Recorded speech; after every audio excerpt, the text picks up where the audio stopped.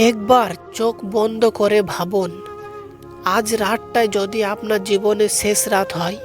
আপনি ঘুমাতে গেছেন, কিন্তু আর জাগলেন না। মানুষ আপনাকে ঘিরে কাঁদছে, কিন্তু আপনি একা।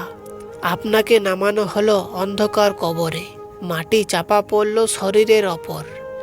বন্ধ হলো সব দরজা। এবার শুরু হলো আসল জীবন, বারজাখের জীবন। আপনার কবর কি প্রস্তুত? আপনি কি 5 ওয়াক্ত নামাজ ঠিক রাখছেন? আপনি কি হারাম থেকে বেঁচে আছেন? আপনার জিহবা কি গীবত আর মিথ্যা থেকে নিরাপদ? আপনি কি কখনো একা বসে নিজের গুনাহের জন্য কেঁদেছেন? রসুল সাল্লাল্লাহু আলাইহি ওয়াসাল্লাম বলেছেন, কবর হলো আখিরাতের প্রথম ধাপ।